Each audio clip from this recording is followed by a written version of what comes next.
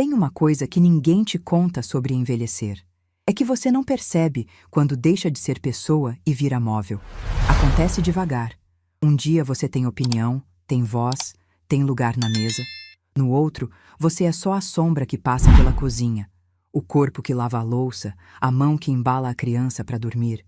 E quando você percebe, já faz anos que ninguém pergunta como você está.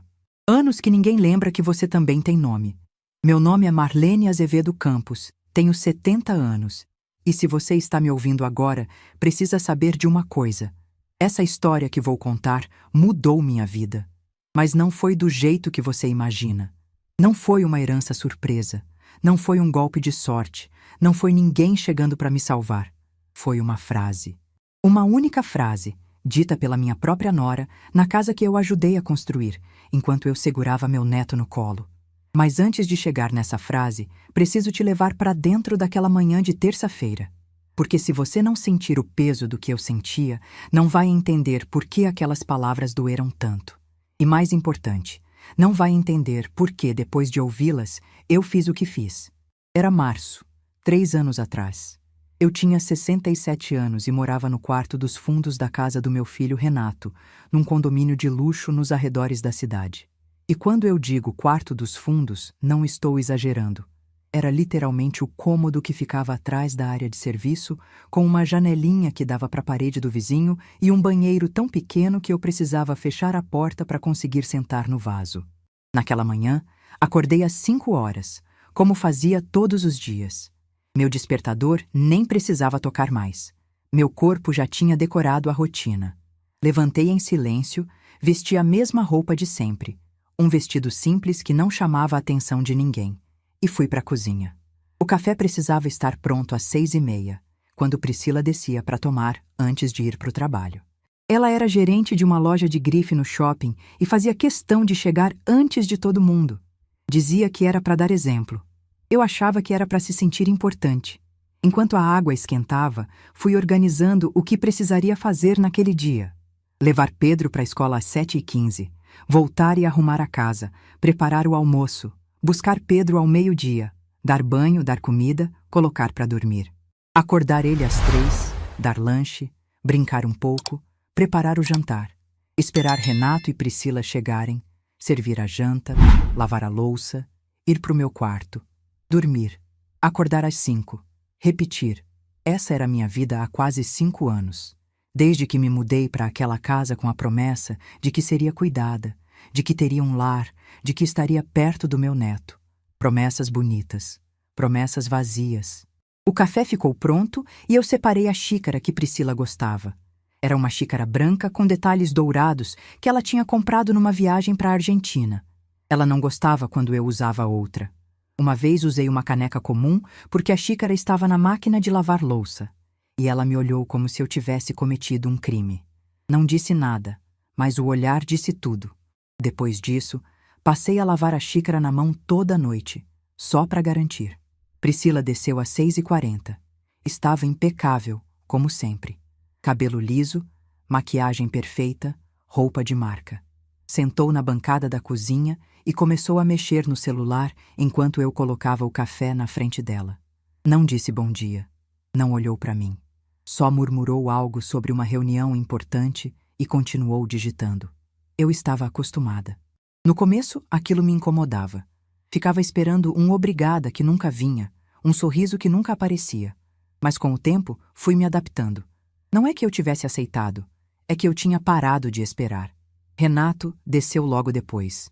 Meu filho. O menino que eu criei sozinha depois que Geraldo começou a viajar mais com os caminhões, o jovem que eu apoiei em cada decisão, o homem que eu achava que nunca me abandonaria. Ele me deu um beijo rápido na testa, pegou uma fatia de pão e saiu correndo dizendo que estava atrasado, nem sentou para comer, nem perguntou se eu precisava de alguma coisa. Às 7 horas fui acordar Pedro. Meu neto tinha acabado de fazer 4 anos e era a única razão pela qual eu ainda estava naquela casa. Quando ele abria os olhos e me via, seu rosto se iluminava de um jeito que fazia todo o resto valer a pena. Ele esticava os bracinhos para mim e dizia, vovó, com aquela voz de sono que derrete qualquer coração. Naqueles momentos, eu esquecia o quarto dos fundos. Esquecia a xícara especial. Esquecia que ninguém me via. Levei Pedro para a escola, voltei, arrumei a casa. Passei pano em todos os móveis, aspirei os tapetes, organizei os brinquedos que estavam espalhados pela sala. Coloquei as roupas na máquina, estendi as que estavam prontas, passei as que precisavam. Fiz o almoço: arroz, feijão, frango grelhado e salada. A receita que Priscila tinha aprovado. Ela não gostava quando eu inventava.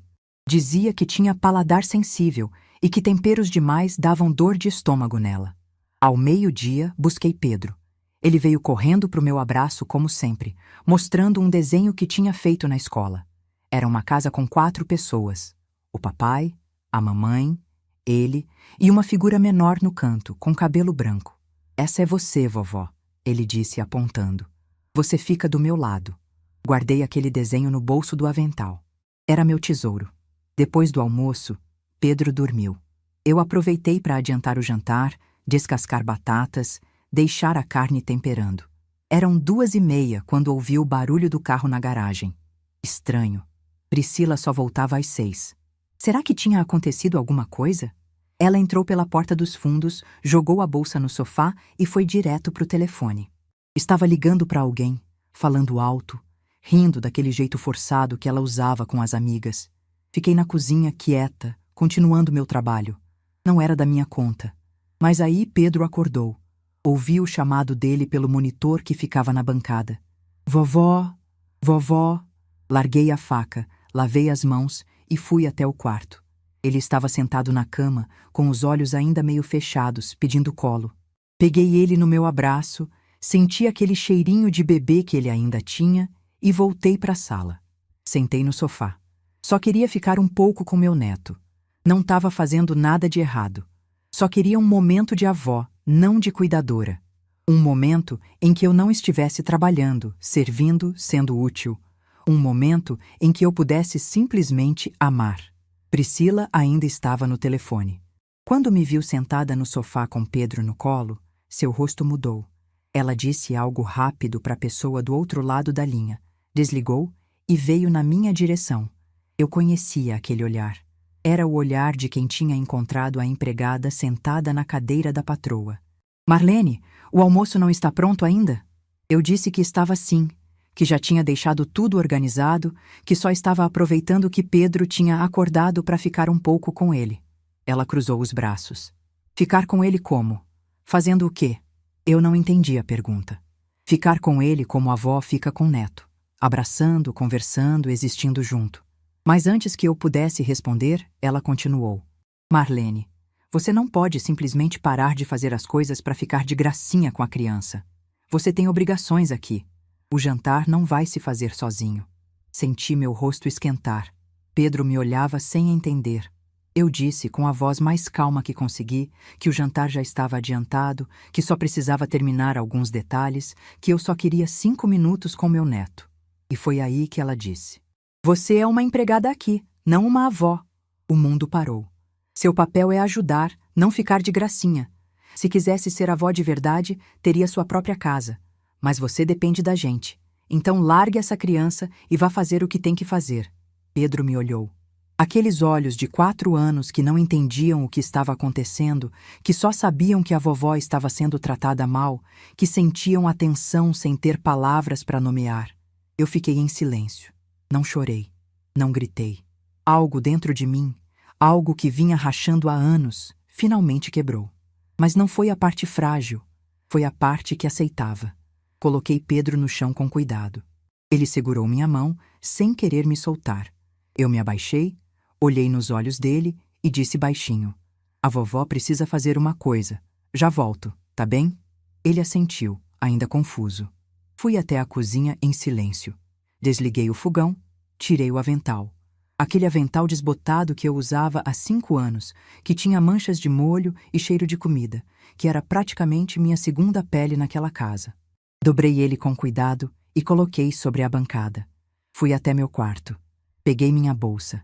A mesma bolsa que eu tinha quando me mudei para ali, 5 anos atrás. Dentro dela estavam meus documentos, meu celular velho e nada mais. Não tinha fotos, não tinha lembranças, Não tinha nada que me prendesse àquele lugar. Voltei para a sala. Priscila estava no celular de novo, como se nada tivesse acontecido. Como se as palavras que ela tinha acabado de dizer não tivessem peso nenhum. Eu olhei para ela. Depois, olhei para o meu neto, que estava sentado no chão, segurando o carrinho de brinquedo, me observando. Disse apenas: "Cuida bem do Pedro." E saí. Não olhei para trás. Não bati a porta. Não chorei na rua. Caminhei até o ponto de ônibus no final da rua do condomínio, sentei no banco de ferro que estava quente de sol e fiquei olhando para o nada. Eu não tinha para onde ir. Não tinha dinheiro guardado. Não tinha nada além de uma bolsa com documentos, um celular velho e a roupa do corpo. A aposentadoria que eu recebia ia quase toda para ajudar nas contas da casa. Eu não tinha economias, não tinha reserva, não tinha plano. Mas eu tinha uma coisa que tinha esquecido que existia. Eu tinha dignidade. Sentada naquele banco de ônibus, com o sol batendo no meu rosto e o coração ainda acelerado, eu entendi uma coisa que deveria ter entendido anos antes. Eu tinha me tornado invisível porque tinha deixado. Porque tinha aceitado cada pequena humilhação, cada falta de respeito, cada momento em que me trataram como menos. E agora, pela primeira vez em muito tempo, eu estava escolhendo ser vista. Mesmo que fosse só por mim mesma. Peguei o celular e liguei para minha irmã Conceição, que morava em Santos. Contei tudo em poucas palavras. Ela não fez perguntas, só disse: "Vem para cá, agora. Eu mando o dinheiro da passagem." Naquela mesma noite, peguei um ônibus e deixei aquela cidade para trás. Não levei nada. Não avisei ninguém. Não deixei bilhete. Eu só fui embora. No ônibus, encostei a cabeça na janela e fiquei olhando as luzes da cidade passarem. Cada poste, cada casa, cada carro que ia na direção contrária parecia me dizer a mesma coisa. Você deveria ter feito isso antes. Você deveria ter ido embora no primeiro desrespeito, na primeira vez que te trataram como invisível, na primeira vez que seu coração doeu e você engoliu. Mas a gente não nasce sabendo se defender. A gente aprende. E às vezes o aprendizado demora uma vida inteira. Fechei os olhos e pensei em Geraldo. Meu marido, que partiu há 8 anos, me deixando sozinha num mundo que eu não sabia mais navegar. Geraldo era meu parceiro, meu conselheiro, minha fortaleza. Quando ele estava vivo, ninguém ousava me desrespeitar. Ele não precisava gritar, não precisava ameaçar. Bastava existir ao meu lado para que todos soubessem que eu tinha valor. Depois que ele se foi, tudo mudou. Eu me tornei vulnerável, viúva, disponível, a mãe que podia ser usada, a avó que podia ser explorada, a mulher que não tinha mais ninguém para falar por ela. Mas ali, naquele ônibus, olhando a estrada escura pela janela, eu fiz uma promessa para mim mesma. Nunca mais. Nunca mais eu ia aceitar ser tratada como menos. Nunca mais eu ia trocar minha dignidade por migalhas de afeto. Nunca mais. O que ninguém naquela casa sabia, o que Priscila não fazia a menor ideia, era que o chão onde ela pisava, o condomínio inteiro onde ela ostentava sua vida perfeita, estava construído em cima de um terreno que pertencia a uma única pessoa, a mim. E em breve, muito em breve, ela ia descobrir o que significa subestimar uma mulher que não tem mais nada a perder. Cheguei em Santos de madrugada. O ônibus parou na rodoviária às 3h40 da manhã. E minha irmã Conceição estava lá me esperando. Ela não disse nada quando me viu. Só abriu os braços e me deixou chorar no ombro dela por uns 5 minutos. Ali mesmo, no meio daquela rodoviária vazia, com o cheiro de café e diesel no ar. Conceição era 4 anos mais velha que eu e tinha aquele jeito de irmã mais velha que a gente nunca perde, não importa quantos anos passem. Ela me levou para o apartamento dela, um 2 quartos simples perto da praia, e me colocou no quarto de hóspedes sem fazer perguntas. Disse só: "Amanhã a gente conversa. Agora você descansa." Mas eu não consegui dormir. Fiquei olhando para o teto, ouvindo o barulho do mar ao longe, pensando em tudo o que tinha acontecido. Pedro devia estar acordando agora, procurando por mim. E eu não estava lá. Pela primeira vez em 4 anos, eu não estava lá para dar bom dia para ele, para fazer o café da manhã, para levar ele para a escola. Meu coração doía de um jeito que eu não sabia que era possível. Mas junto com a dor, tinha outra coisa. Uma coisa que eu não sentia há muito tempo. Alívio. Um alívio estranho, quase culpado, de não ter que acordar às 5, de não ter que preparar a xícara especial, de não ter que engolir desaforo fingindo que estava tudo bem. Nos primeiros dias na casa da Conceição, eu mal saía do quarto. Ela me trazia comida, me fazia companhia em silêncio, não perguntou nada até eu estar pronta para falar. E quando eu finalmente contei tudo, desde o começo até a frase que Priscila disse, ela ficou em silêncio por um longo tempo. Depois, disse apenas: Marlene, você aguentou mais do que qualquer pessoa deveria aguentar. Agora é hora de cuidar de você. Mas cuidar de mim significava entender minha situação. E minha situação era complicada. Eu tinha 64 anos, uma aposentadoria de 2 salários mínimos e praticamente nenhuma economia. O dinheiro que eu recebia ia quase todo para ajudar nas contas da casa do Renato. Eu não tinha casa própria. Não tinha carro, não tinha nada no meu nome, além de... Foi aí que eu lembrei. O terreno. Conceição percebeu que algo tinha mudado no meu rosto. Perguntou o que era. E eu comecei a contar uma história que ela conhecia só por cima, uma história que começou em 1987, quando Geraldo e eu ainda éramos jovens e cheios de sonhos. Geraldo era caminhoneiro quando nos conhecemos. Um rapaz simples de Minas, filho de lavradores, que tinha vindo para São Paulo tentar a vida. Nos casamos em 1977, quando eu tinha 23 anos. Renato nasceu 2 anos depois. E durante os primeiros anos do nosso casamento, a vida foi difícil. Geraldo passava semanas na estrada, eu cuidava do Renato sozinha, e o dinheiro era sempre contado. Mas Geraldo tinha uma coisa que muita gente não tem: visão. Ele via oportunidades onde os outros viam problemas. E em 1987, quando Renato tinha 8 anos, ele chegou em casa com uma ideia que todo mundo achou loucura. Ele queria comprar um terreno. Não um terreno qualquer, mas um sítio abandonado nos arredores da cidade, longe de tudo, cercado de mato e estrada de terra. O dono estava vendendo barato porque ninguém queria aquilo. Era grande demais para ser quintal e pequeno demais para ser fazenda. Um elefante branco, como diziam. Mas Geraldo via diferente. Ele passava por aquela região toda semana, fazendo entregas, e percebia como a cidade estava crescendo naquela direção. Novas fábricas estavam se instalando, novos bairros estavam surgindo. Em 10, 20 anos, aquele terreno ia estar no meio de tudo. Eu tinha minhas dúvidas. O dinheiro que tínhamos guardado era para emergências, para garantir o futuro do Renato. Mas Geraldo me olhou nos olhos e disse: Marlene, esse terreno vai ser a nossa segurança, a sua segurança. Se algum dia eu não estiver mais aqui, você vai ter isso. Ninguém vai poder tirar de você. Compramos o terreno. Custou quase tudo que tínhamos economizado. Geraldo colocou no meu nome porque dizia que era presente para mim, garantia para o meu futuro. Na época, achei exagero, mas hoje entendo que ele sabia de coisas que eu não sabia. Os anos foram passando e o terreno ficou lá, parado. Às vezes, Geraldo ia lá para limpar o mato, verificar a cerca, sonhar em voz alta sobre o que poderíamos fazer com aquele espaço. Falava em construir uma casa de campo, um lugar para a família se reunir nos fins de semana. Mas nunca tivemos dinheiro para isso. O terreno virou uma espécie de promessa guardada, um sonho para depois. Geraldo estava certo sobre a cidade crescer. Em menos de 15 anos, a região se transformou completamente. O que era mato virou bairro. O que era estrada de terra virou avenida.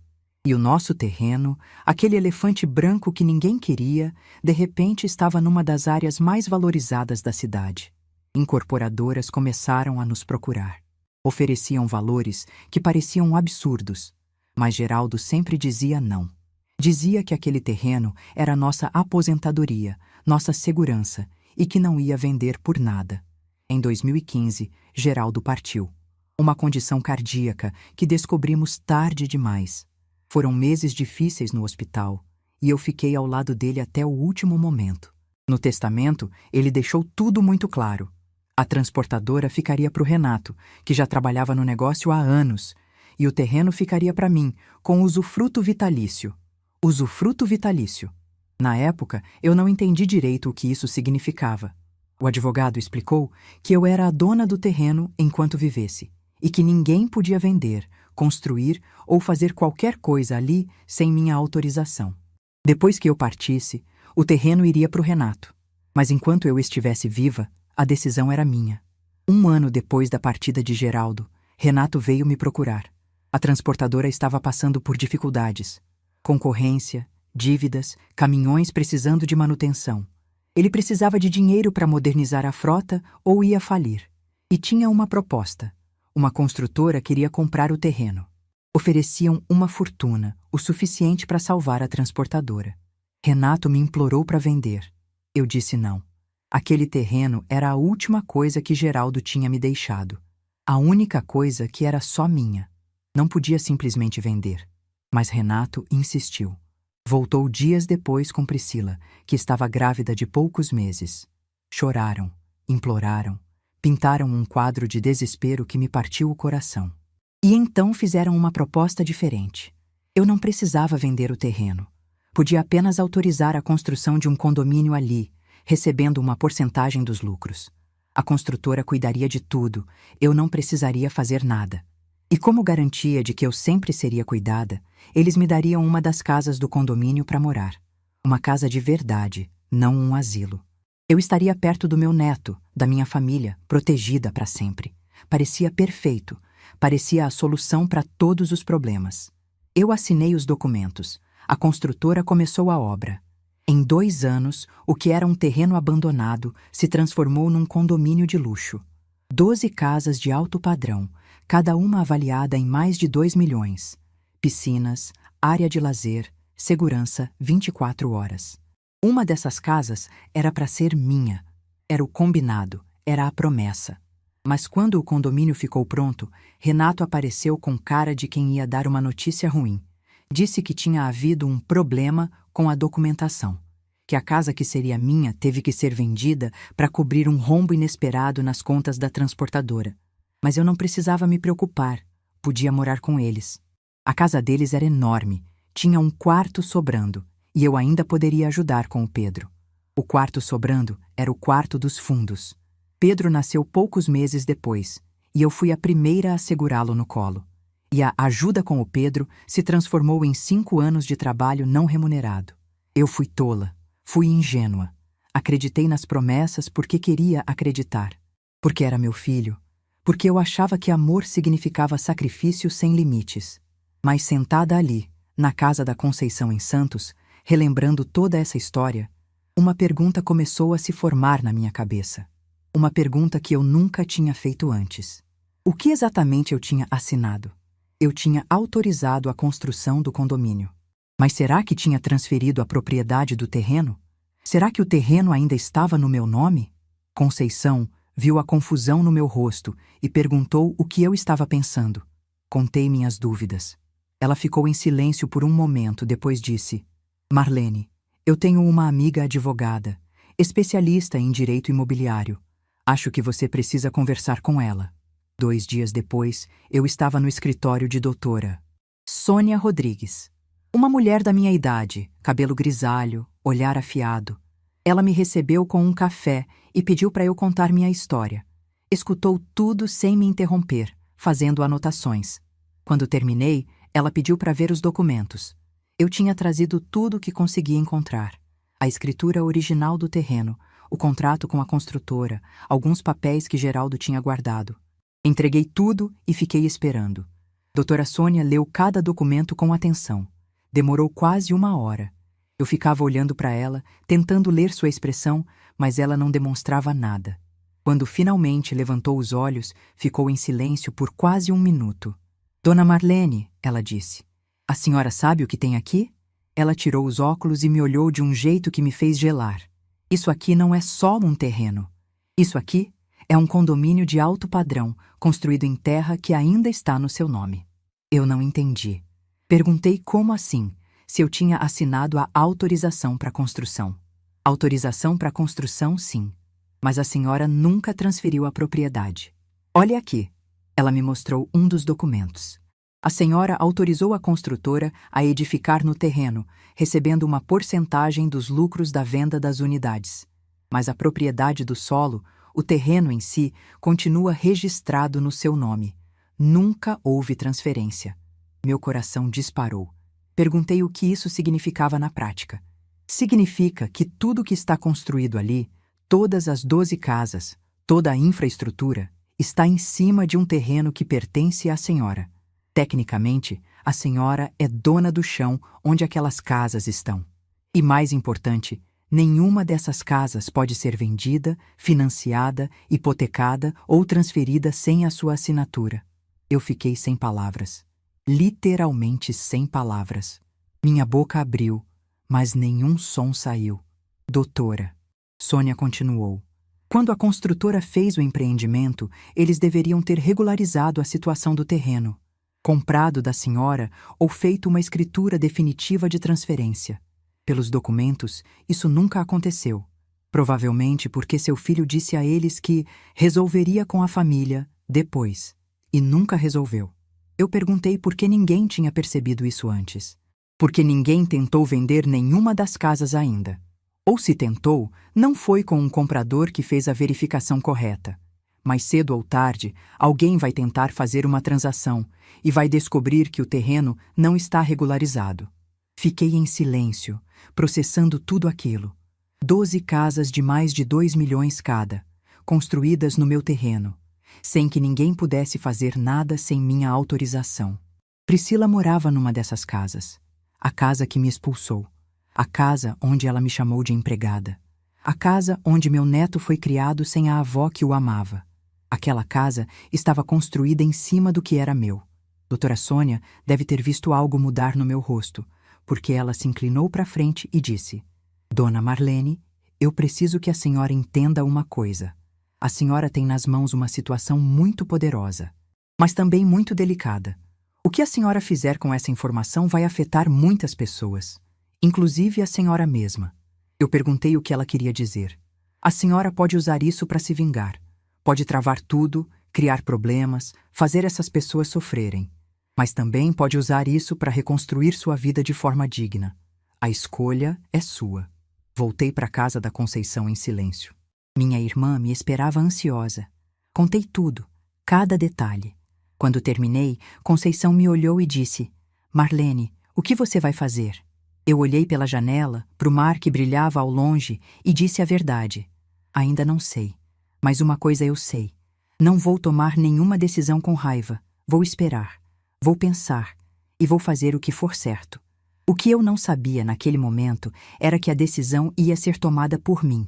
Porque exatamente uma semana depois, o telefone da Conceição tocou. Era uma funcionária do cartório da minha cidade, e as palavras que ela disse mudaram tudo. Estamos tentando localizar a senhora Marlene Azevedo Campos. Há uma pendência urgente sobre um terreno registrado no nome dela. Precisamos da assinatura dela para regularizar uma situação. A senhora sabe como podemos encontrá-la? Conceição olhou para mim, com o telefone na mão, esperando uma resposta. E eu soube que a hora tinha chegado. Enquanto eu descobria que tinha poder do outro lado da história, o desespero estava só começando. Conceição me contou depois, com detalhes que ela foi juntando de vizinhos, conhecidos e do próprio Renato quando ele finalmente apareceu em Santos. E eu preciso compartilhar isso com você, porque essa parte da história também precisa ser contada. Não para me vingar, não para sentir prazer no sofrimento deles, mas para você entender o tamanho do que aconteceu. Na noite em que eu saí daquela casa, Priscila nem percebeu que eu tinha ido embora. Ela ficou no telefone por mais 1 hora depois que eu saí, conversando com a amiga sobre uma promoção que ela queria no trabalho. Pedro ficou sentado no chão da sala, segurando o carrinho de brinquedo, esperando a vovó voltar. Quando começou a escurecer e ele percebeu que eu não estava mais ali, começou a chorar. Priscila ficou irritada. Gritou para o quarto dos fundos, mandando eu acalmar a criança. Ninguém respondeu. Ela gritou de novo, mais alto. Silêncio. Foi só então que ela levantou do sofá e foi até o quarto onde eu dormia. A porta estava aberta. O quarto estava vazio. Minha bolsa não estava no gancho atrás da porta. Minhas coisas continuavam ali, as poucas que eu tinha, mas eu não estava. Priscila voltou para a sala confusa. Olhou pela janela, achou que talvez eu tivesse ido ao mercado ou dado uma volta. Pegou Pedro no colo para acalmá-lo, mas ele continuava chorando, repetindo: vovó, vovó, sem parar. Quando Renato chegou do trabalho por volta das 8 da noite, encontrou Priscila nervosa e Pedro ainda choroso. Ela contou que eu tinha sumido. Renato estranhou, mas não se preocupou de verdade. Disse que eu provavelmente tinha ido visitar alguma amiga, que ia voltar logo. Mas eu não voltei. No dia seguinte, quando amanheceu e meu quarto continuava vazio, Renato começou a ficar inquieto. Ligou para o meu celular. Chamou. Eu vi o nome dele piscando na tela, ali na casa da Conceição, e não atendi. Deixei tocar até cair na caixa postal. Ele ligou de novo. E de novo. E de novo. Priscila também tentou. Mandou mensagens que eu li sem responder. Marlene, onde você está?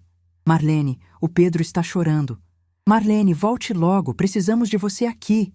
Precisamos de você. Não estamos preocupados com você. Não queremos saber se você está bem. Precisamos de você. Como se eu fosse um eletrodoméstico que tinha saído de funcionamento. No terceiro dia, Renato foi até a delegacia. Queria registrar um desaparecimento. Mas a polícia explicou que eu era uma mulher adulta, que tinha levado meus documentos, que claramente tinha saído por vontade própria. Não era desaparecimento, era escolha. Foi aí que a ficha começou a cair. Renato voltou para casa e, pela primeira vez, perguntou para Priscila o que tinha acontecido antes de eu ir embora. Ela contou, mas contou do jeito dela. Disse que eu tinha ficado de frescura porque ela pediu para eu terminar o jantar. Disse que eu era sensível demais, que me ofendia por qualquer coisa. Mas Renato conhecia a esposa e conhecia a mãe.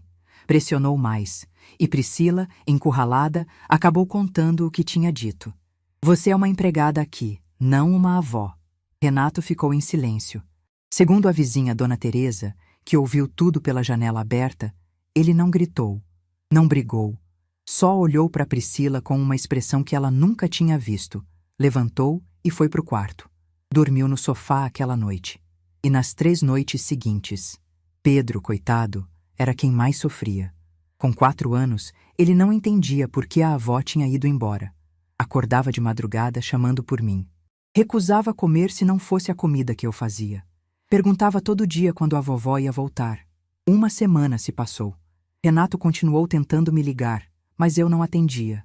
Mandou mensagens pedindo desculpas, dizendo que precisava conversar comigo, que Priscila tinha errado, mas que podíamos resolver. Eu lia tudo. Não respondia nada. Priscila, por outro lado, não pediu desculpas. Mandou mensagens irritadas, dizendo que eu estava sendo infantil, que estava prejudicando a criança, que uma avó de verdade não abandonaria o neto. A ironia daquelas palavras quase me fez rir. Quase. Foi então que o cartório ligou. Conceição atendeu o telefone numa quinta-feira de manhã. A funcionária do outro lado da linha perguntou se conhecia Marlene Azevedo Campos. Disse que havia uma pendência urgente sobre um terreno e que precisavam da minha assinatura. Conceição olhou para mim, eu fiz sinal de silêncio e ela disse que ia verificar e retornar. Quando desligou, ficamos as duas em silêncio por um momento. Doutora Sônia tinha avisado que isso ia acontecer. Alguém tinha tentado fazer alguma transação com uma das casas do condomínio e a irregularidade do terreno tinha aparecido. Liguei para a doutora Sônia no mesmo dia. Ela já sabia. Um dos moradores do condomínio, um empresário chamado Rodrigo Mendes, tinha tentado vender sua casa. O comprador era um executivo de São Paulo que ia pagar à vista. Negócio fechado, preço acordado, todo mundo feliz. Até que o advogado do comprador fez a verificação dos documentos e descobriu que o terreno onde o condomínio estava construído pertencia a uma tal de Marlene Azevedo Campos, que nunca tinha transferido a propriedade, que tecnicamente era dona do chão onde 12 casas de luxo estavam edificadas. O negócio travou na hora. Rodrigo Mendes ficou furioso. Ligou para a construtora, que disse que a situação estava sendo regularizada pela família do proprietário original. Ligou para o síndico do condomínio, que não sabia de nada. Ligou para o cartório, que confirmou. Sem a assinatura de Marlene Azevedo Campos, nenhuma transação podia ser feita. E então Rodrigo Mendes fez a pergunta que mudou tudo. Quem é Marlene Azevedo Campos? O síndico foi investigar. Descobriu que Marlene era mãe de Renato, morador da Casa 7. Foi até a casa de Renato bater na porta. Priscila atendeu. Segundo Dona Teresa, que viu tudo do jardim, o rosto de Priscila ficou branco quando o síndico explicou a situação. Ela gaguejou, disse que não sabia de nada, que ia falar com o marido. Fechou a porta na cara do homem. Naquela mesma noite, Renato descobriu a verdade que eu nunca tinha jogado na cara dele. O terreno onde ele morava, onde ostentava sua vida de sucesso, onde sua esposa me chamava de empregada, estava no meu nome. Sempre esteve. E sem minha assinatura, ele não podia fazer absolutamente nada. Renato ligou para mim 11 vezes naquela noite. Eu deixei todas caírem na caixa postal. No dia seguinte, o síndico convocou uma assembleia de emergência. Todos os 12 proprietários do condomínio foram convocados. E foi aí que o circo pegou fogo. Doutora Sônia tinha um contato que morava no condomínio, uma cliente antiga, e foi ela quem me contou os detalhes. A assembleia começou às 7 da noite e durou quase 4 horas. Houve gritaria, acusações, ameaças de processo. Os moradores queriam saber como era possível que eles tivessem comprado casas construídas em terreno irregular. A construtora foi chamada para dar explicações, mas mandou apenas um advogado que repetia a mesma frase. A situação está sendo tratada com a família proprietária do terreno original. Renato teve que se explicar. Teve que contar na frente de todos os vizinhos que o terreno era da mãe dele, que ele tinha prometido regularizar a situação e nunca fez, que agora a mãe tinha ido embora e não atendia o telefone. As perguntas vieram como metralhadoras. Por que ela foi embora? O que aconteceu? Onde ela está? Ela vai assinar? E se ela não assinar? E se ela quiser o terreno de volta? Podemos perder nossas casas? Renato não tinha respostas. Priscila, que tinha ido junto, ficou encolhida numa cadeira no canto, sem dizer uma palavra. Foi Rodrigo Mendes, o empresário que tinha perdido a venda, quem fez a pergunta que cortou o silêncio. Renato, o que você fez para sua mãe ir embora assim? Renato abaixou a cabeça. Não respondeu. Mas Dona Fátima, moradora da casa 3 e conhecida por não ter papas na língua, respondeu por ele. Eu vou te contar o que aconteceu. A mãe dele morava aqui, no quarto dos fundos da casa deles, trabalhando de graça como empregada. A nora tratava ela como lixo. Todo mundo via, todo mundo sabia. E agora descobrimos que essa senhora que era tratada como lixo é dona do chão onde a gente pisa. O silêncio que se seguiu foi ensurdecedor. Depois da assembleia, Renato voltou para casa arrasado. Priscila tentou culpar a mim. Disse que eu estava fazendo isso de propósito para me vingar. Mas dessa vez, Renato não engoliu. Ele disse para ela, segundo Dona Teresa, que ouviu pela janela. Você chamou minha mãe de empregada, na frente do meu filho. E agora você quer culpar ela por reagir? Priscila não respondeu. No dia seguinte, Renato pegou o carro e veio para Santos. Não avisou, não ligou antes. Simplesmente apareceu na porta do prédio da Conceição, às 3 da tarde, com os olhos vermelhos de quem não dormia há dias. Conceição atendeu o interfone. Quando ouviu a voz do sobrinho, olhou para mim perguntando o que fazer. Eu disse para ela deixar ele subir. Renato entrou no apartamento como um cachorro que leva bronca. Cabisbaixo, ombros curvados, sem conseguir me olhar nos olhos. Sentou no sofá quando eu ofereci, mas recusou o café. Ficou em silêncio por quase 1 minuto antes de conseguir falar. Mãe, eu não sei nem por onde começar. Eu fiquei em silêncio, esperando. Eu errei muito. Deixei as coisas chegarem num ponto que nunca deveria ter chegado. A Priscila, o que ela disse? Eu não sabia, mãe. Juro que não sabia. Eu continuei em silêncio. Eu sei que não tenho direito de pedir nada, mas a situação lá está muito complicada. Os vizinhos estão querendo o processo, a construtora está ameaçando, tem gente falando em advogado. Mãe, eu preciso da sua ajuda. Foi aí que eu finalmente falei. Renato, você veio aqui pedir desculpas ou pedir minha assinatura? Ele engasgou. Abriu a boca para responder, mas nenhum som saiu. Conceição, que estava na cozinha ouvindo tudo, soltou uma risada seca. Eu me levantei, fui até a janela, olhei para o mar lá fora. Quando voltei a falar, minha voz estava calma, mas firme. Seu pai me deixou aquele terreno para eu ter segurança, para ninguém nunca poder me tirar nada. E o que você fez, Renato? Você me colocou num quarto dos fundos, deixou sua esposa me tratar como empregada e agora vem aqui porque precisa da minha assinatura para resolver o problema que você mesmo criou. Renato começou a chorar. Lágrimas de verdade, daquelas que descem sem controle. Eu sei, mãe, eu sei. Eu fui um idiota, um filho ingrato. Eu deixei isso acontecer e não fiz nada para impedir. Mas eu estou aqui agora. Estou aqui pedindo perdão, de verdade. Olhei para o meu filho, aquele homem de 40 e tantos anos, chorando no sofá da minha irmã, me pedindo perdão. Por um momento, vi o menino que eu criei, que corria para os meus braços quando tinha pesadelo, que dizia que eu era a melhor mãe do mundo. Mas também vi o homem que deixou a esposa me humilhar por anos, que nunca me defendeu, que só veio me procurar quando precisou de algo. Respirei fundo e disse: Renato, eu vou pensar, mas não vou tomar nenhuma decisão agora. Você vai voltar para sua casa, vai cuidar do seu filho e vai esperar. Quando eu decidir o que fazer, eu aviso. Ele quis argumentar, quis ficar, quis insistir. Mas Conceição se levantou e disse, com aquele tom de irmã mais velha que não aceita discussão: Você ouviu sua mãe. Agora vai.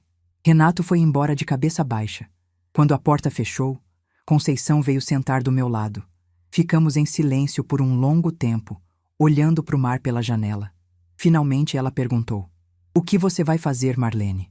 Eu pensei no terreno, pensei nas 12 casas, pensei em Priscila, que me chamou de empregada, pensei em Renato, que nunca me defendeu. Pensei em Pedro, meu neto, que chorava toda noite chamando por mim, e pensei em mim, na mulher que eu era, na mulher que eu tinha me tornado, na mulher que eu queria ser. Olhei para Conceição e disse: Vou fazer o que for certo, não para eles, para mim. E pela primeira vez desde que saí daquela casa, eu sabia exatamente o que isso significava. Depois que Renato foi embora, passei 3 dias em silêncio. Conceição respeitou meu espaço, não fez perguntas, só ficou por perto quando eu precisava de companhia. Às vezes, a gente sentava na varanda do apartamento dela, olhando para o mar, tomando café, sem dizer nada. E naquele silêncio, eu fui organizando meus pensamentos. De um lado, tinha a raiva. Uma raiva antiga, guardada há anos, que agora finalmente tinha um lugar para ir. Eu podia usar o terreno para destruir a vida deles. Podia travar tudo, exigir valores absurdos, fazer com que perdessem as casas. A lei estava do meu lado, o poder estava nas minhas mãos. Do outro lado, tinha o Pedro, meu neto, que não tinha culpa de nada, que chorava toda noite chamando por mim, que não entendia por que a avó tinha sumido. Se eu destruísse Renato e Priscila, estaria destruindo também o lar do meu neto. E isso eu não conseguia aceitar. No 4º dia, doutora Sônia me ligou.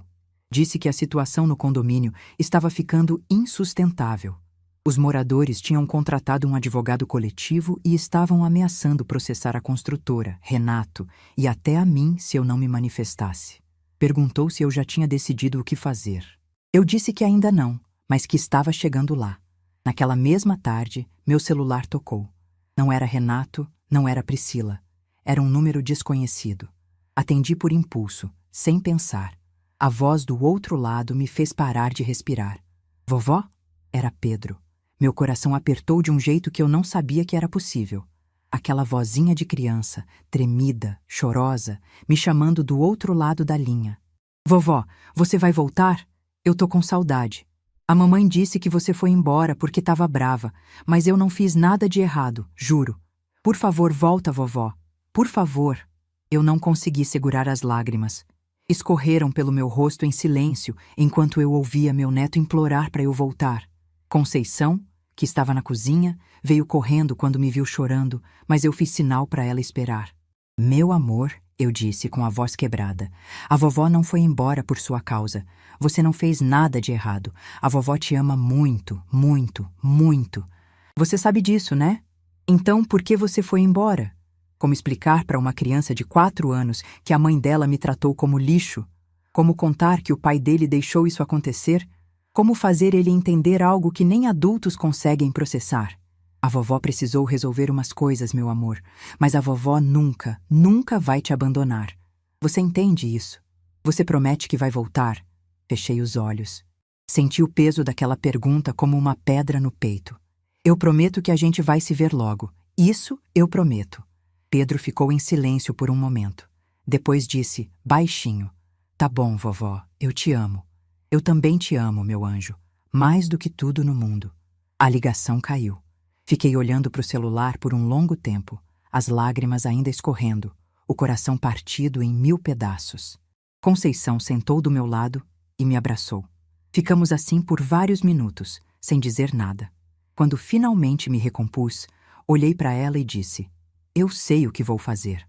No dia seguinte, liguei para a doutora Sônia e marquei uma reunião. Expliquei meu plano e ela concordou que era a abordagem mais inteligente. Não era vingança, não era submissão. Era justiça. Justiça para mim, que tinha sido humilhada. E justiça para o meu neto, que não merecia sofrer pelos erros dos pais. Uma semana depois, eu estava de volta à cidade. Não fui para a casa de Renato. Fiquei num hotel simples no centro, perto do escritório de doutora Sônia. Não avisei ninguém que tinha chegado. Ainda não era hora. Doutora Sônia organizou tudo. Convocou uma reunião com todos os moradores do condomínio, sem a presença de Renato e Priscila. Eles foram informados que a proprietária do terreno queria conversar diretamente com os afetados, sem intermediários. A reunião aconteceu numa sala de eventos de um hotel na cidade. Quando entrei naquela sala, 11 pares de olhos me olharam com uma mistura de curiosidade, apreensão e, em alguns casos, hostilidade. Eu estava nervosa. Minhas mãos tremiam levemente enquanto eu caminhava até a frente da sala.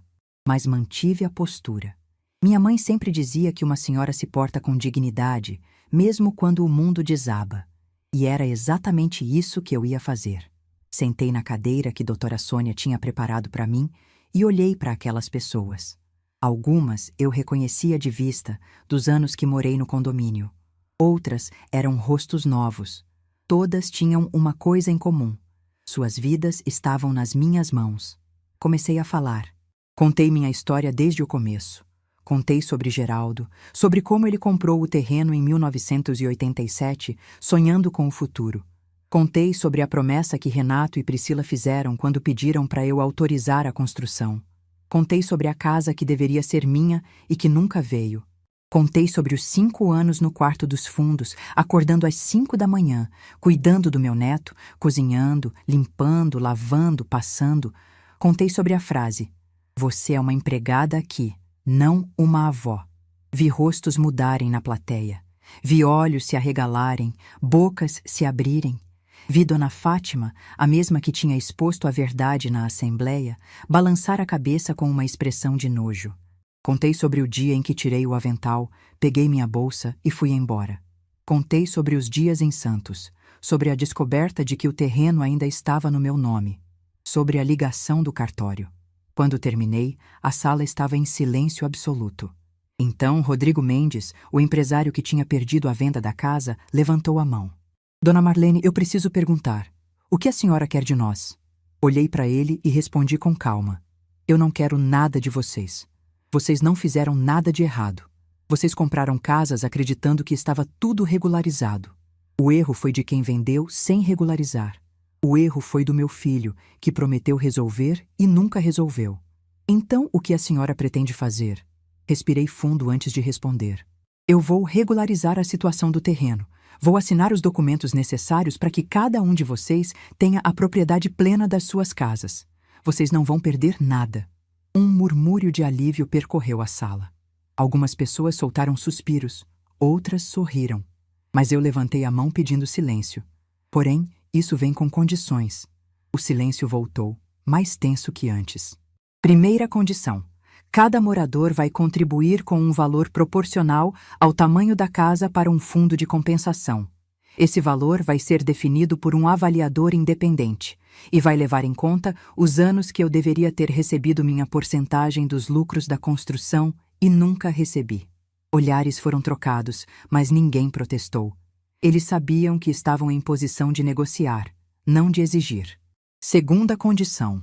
Parte desse fundo vai ser doada para uma instituição que cuida de idosos em situação de abandono familiar. Pessoas como eu quase fui. Pessoas que precisam saber que não estão sozinhas.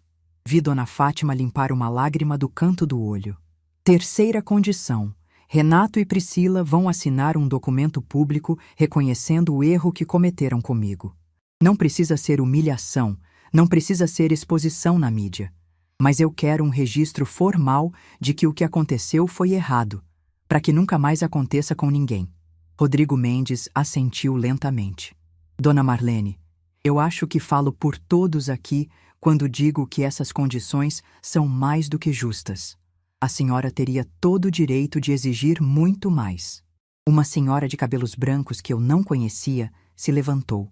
Eu quero pedir desculpas à senhora, não pessoalmente porque eu não fiz nada, mas em nome de todos nós que sabíamos como a senhora era tratada e nunca fizemos nada para ajudar. A gente via, Dona Marlene, a gente via e fingia que não era da nossa conta.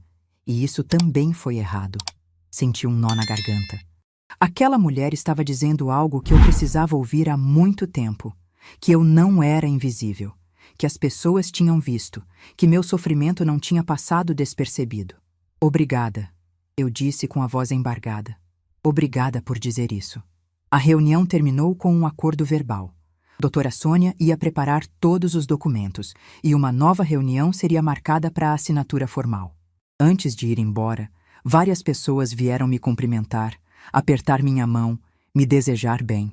Dona Fátima foi a última. Ela me abraçou forte e disse no meu ouvido: "Você é uma mulher de fibra, Dona Marlene. Seu marido deve estar muito orgulhoso de onde ele estiver." Pensei em Geraldo, no terreno que ele comprou pensando no meu futuro, na segurança que ele queria me dar. E sorri, porque ela estava certa. Ele estaria orgulhoso. No dia seguinte aconteceu a parte mais difícil. Renato e Priscila foram convocados para o escritório de doutora Sônia para uma reunião. Eles não sabiam que eu estaria lá. Quando entraram e me viram sentada na mesa de reuniões, Priscila parou na porta como se tivesse visto um fantasma. Renato veio em minha direção, mas doutora Sônia o parou com um gesto.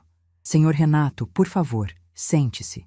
Estamos aqui para tratar de negócios." A reunião foi tensa. Doutora Sônia explicou os termos do acordo que eu tinha proposto aos moradores. Explicou que todos tinham aceitado e que só faltava a participação de Renato e Priscila. Priscila tentou interromper várias vezes, mas doutora Sônia não deixou. Quando finalmente foi a vez dela falar, ela disse o que eu já esperava, que eu estava sendo vingativa, que estava punindo ela por um comentário que saiu errado, que eu estava destruindo a família. Eu a deixei terminar. Depois falei: "Priscila, você me chamou de empregada na frente do meu neto, na frente de uma criança de 4 anos que me ama e que não entende por que a mãe dele trata a avó como lixo. Isso não foi um comentário que saiu errado. Foi o reflexo de como você sempre me viu." Ela tentou responder, mas eu continuei. "Eu morei 5 anos na sua casa, trabalhando de graça, abrindo mão da minha aposentadoria para ajudar nas contas, e você nunca, nem uma vez, disse obrigada. Você me tratou como um móvel. E o pior, meu filho deixou." Olhei para Renato, que estava de cabeça baixa. "Você, Renato. Você viu tudo acontecer e não fez nada. Você escolheu a paz com sua esposa em vez de defender sua mãe.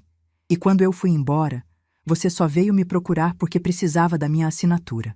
Renato levantou os olhos, cheios de lágrimas. "Mãe, eu sei que errei. Eu sei, mas eu amo você. Sempre amei. Amor não é só palavra, filho. Amor é ação." E suas ações me mostraram exatamente onde eu estava na sua lista de prioridades. O silêncio que se seguiu foi pesado como chumbo. Doutora Sônia, então, apresentou o documento que Renato e Priscila precisavam assinar. Uma declaração formal, reconhecendo que eu tinha sido maltratada enquanto morava com eles e que eles se comprometiam a nunca mais repetir esse comportamento com ninguém. Priscila se recusou a assinar. Disse que aquilo era humilhação, que ela não ia admitir nada. Eu olhei para ela e disse, com a voz mais calma que consegui: "Você não é obrigada a assinar, mas se não assinar, o acordo não acontece. E sem o acordo, o terreno continua no meu nome. E eu posso fazer o que quiser com ele." O rosto dela mudou de cor. Renato pegou a caneta e assinou antes que Priscila pudesse dizer mais alguma coisa. Depois olhou para a esposa e disse: "Assina, Priscila, chega." Ela ficou em silêncio por um longo momento. Depois, com as mãos tremendo de raiva, pegou a caneta e assinou. Quando saíram do escritório, eu fiquei sozinha com doutora Sônia. Ela me olhou e perguntou: "Como você está se sentindo?" Pensei por um momento antes de responder. Eu não sinto alegria, não sinto vitória, mas sinto uma coisa que não sentia há muito tempo. O quê? Paz. Eu finalmente sinto paz. Naquela noite, voltei para o hotel e chorei. Mas não era choro de tristeza. Era choro de libertação, de anos de peso saindo dos meus ombros, de uma mulher que finalmente tinha se reencontrado. E no dia seguinte, eu ia ver meu neto. Dessa vez, nos meus termos. Na manhã seguinte, acordei antes do sol nascer. Não por obrigação, não porque tinha que preparar café para alguém, não porque tinha uma lista de tarefas me esperando. Acordei porque meu coração não conseguia mais esperar. Hoje, eu ia ver meu neto. Tomei banho devagar, escolhi uma roupa bonita, me olhei no espelho do quarto de hotel e vi uma mulher que eu quase não reconhecia. Não era a Marlene do avental desbotado, a Marlene do quarto dos fundos, a Marlene invisível. Era uma mulher de 67 anos com rugas de expressão, cabelos brancos e um brilho nos olhos que tinha ficado apagado por tempo demais. Doutora Sônia tinha combinado tudo com Renato. Ele traria Pedro até uma praça no centro da cidade, um lugar neutro, onde eu pudesse reencontrar meu neto sem precisar pisar naquela casa. Eram 10 da manhã quando cheguei. Sentei num banco de madeira debaixo de uma árvore grande e fiquei esperando, com o coração batendo tão forte que eu conseguia sentir no pescoço. 10h15. Nada. 10h20. Comecei a ficar nervosa. Será que tinham desistido? Será que Priscila tinha convencido Renato a não trazer Pedro? Será que eu ia ser privada do meu neto de novo? Mas então eu vi um carro prata entrando no estacionamento da praça. Renato desceu do lado do motorista. E do banco de trás saiu um menino de cabelos castanhos, olhos grandes, que olhou ao redor procurando alguém. Procurando a mim. Nossos olhos se encontraram. E o mundo inteiro desapareceu. Pedro começou a correr. Aquelas perninhas atravessando a praça numa velocidade que eu não sabia que criança tinha. Eu me levantei do banco, abri os braços e quando ele se jogou contra mim, quase caímos os dois no chão. "Vovó, vovó, você voltou, você voltou!" Eu o abracei tão forte que tinha medo de machucar, mas não conseguia soltar. As lágrimas desciam pelo meu rosto, molhando o cabelo dele, e eu repetia baixinho: "Estou aqui, meu amor, estou aqui, a vovó está aqui." Ficamos assim por não sei quanto tempo.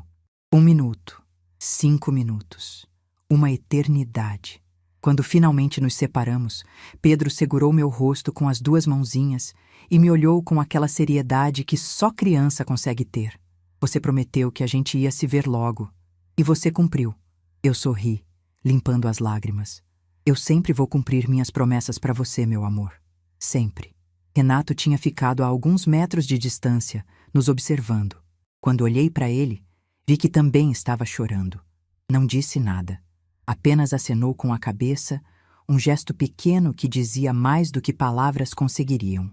Pedro e eu passamos a manhã inteira juntos. Andamos pela praça, tomamos sorvete, sentamos no balanço do parquinho.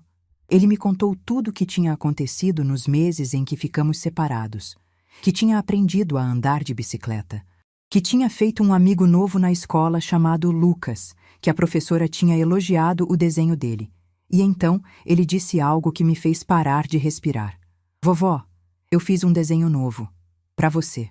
Ele enfiou a mão no bolso da bermuda e tirou um papel dobrado, amassado de tanto carregar. Abri com cuidado e olhei.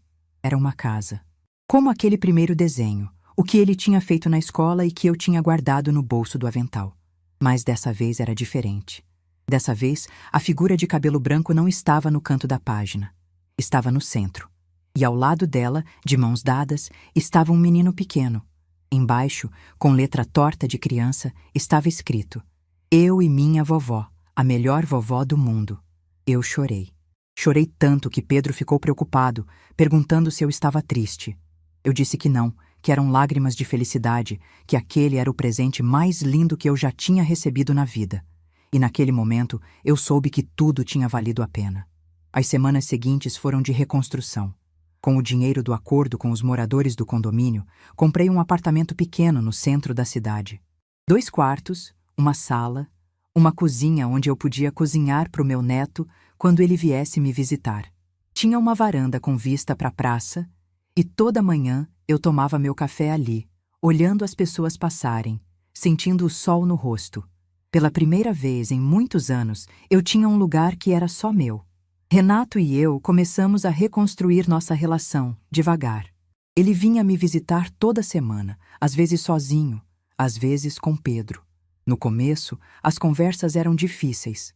Havia muita mágoa acumulada, muitas palavras não ditas, muitos anos de silêncio entre nós.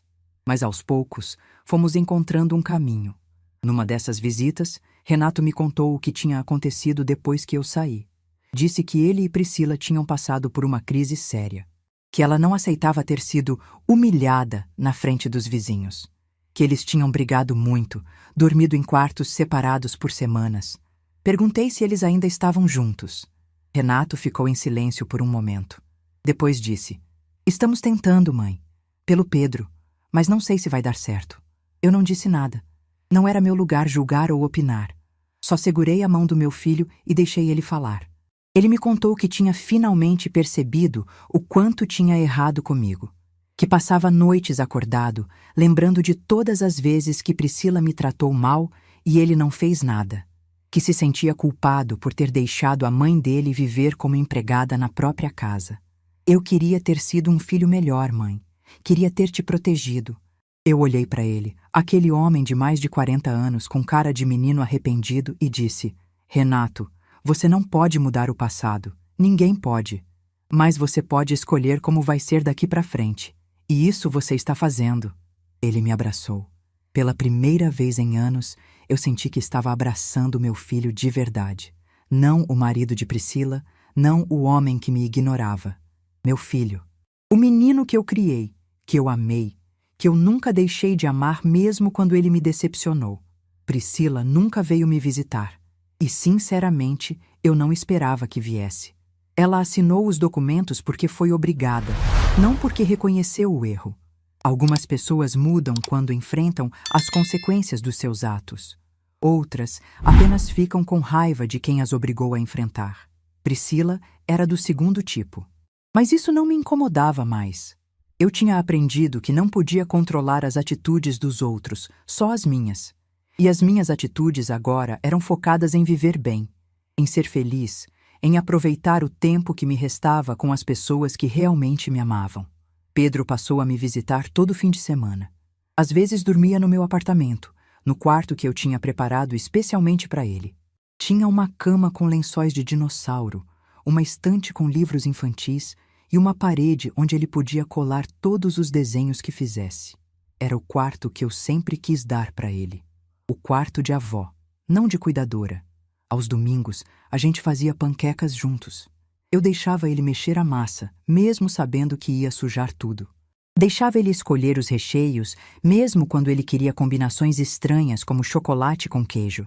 Deixava ele ser criança, simplesmente ser criança, sem pressa, sem obrigações. Eram os momentos mais felizes da minha semana. 3 meses depois de me mudar para o apartamento, fiz algo que nunca pensei que faria. Me inscrevi como voluntária numa instituição que cuidava de idosos em situação de vulnerabilidade. A mesma instituição que tinha recebido parte do dinheiro do acordo com os moradores. No primeiro dia, conheci pessoas que tinham histórias parecidas com a minha.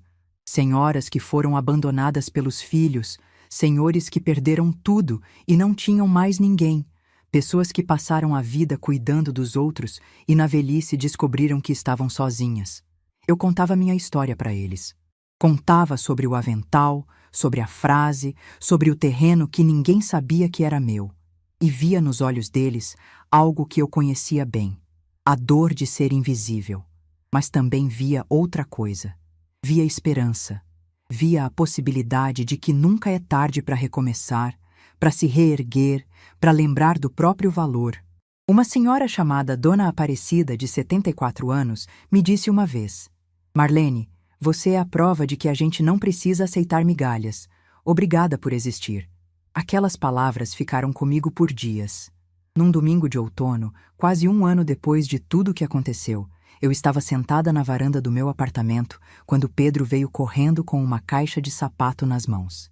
Vovó, olha o que eu achei! Ele abriu a caixa e tirou de dentro um papel amarelado, amassado, com marcas de dobras antigas. Quando vi o que era, meu coração parou. Era o desenho, o primeiro desenho. Aquele que ele tinha feito na escola, com a casa e as 4 pessoas, e a vovó no canto da página. O mesmo desenho que eu tinha guardado no bolso do avental naquele dia. Mamãe achou nas suas coisas antigas, Pedro explicou. Tava no bolso de um avental velho. Ela ia jogar fora, mas eu não deixei. Peguei o papel com mãos tremendo. Olhei para aquela figura pequena no canto, com cabelo branco, que era eu. A eu de antes. A eu invisível. Depois olhei para o desenho novo, que estava emoldurado na parede da minha sala. A eu no centro, de mãos dadas com meu neto. E entendi que aqueles 2 desenhos contavam toda a minha história. O antes e o depois. A invisibilidade e o recomeço. A dor e a cura. Pedro sentou do meu lado e encostou a cabeça no meu ombro. Vovó, por que você tá chorando de novo? Eu sorri, passando a mão no cabelo dele. Porque às vezes, meu amor, a gente chora quando é muito feliz. Quando percebe que as coisas difíceis que passou serviram para alguma coisa. Quando entende que valeu a pena não desistir. Ele ficou em silêncio por um momento, processando. Depois disse, com aquela sabedoria simples que só criança tem. Então tá bom, vovó. Pode chorar. Eu fico aqui com você. E ficou. Hoje, quando olho para trás, não sinto mais raiva. Não sinto mágoa. Sinto gratidão. Gratidão por Geraldo, que comprou um terreno pensando no meu futuro e me deu a segurança que eu precisava. Gratidão por Conceição, que abriu as portas da casa dela sem fazer perguntas. Gratidão por doutora Sônia, que me mostrou que eu tinha mais poder do que imaginava. E gratidão por mim mesma, por ter tido a coragem de tirar o avental, pegar a bolsa e ir embora. Às vezes me pergunto o que teria acontecido se eu tivesse ficado. Se tivesse engolido aquela frase, voltado para o fogão, continuado invisível.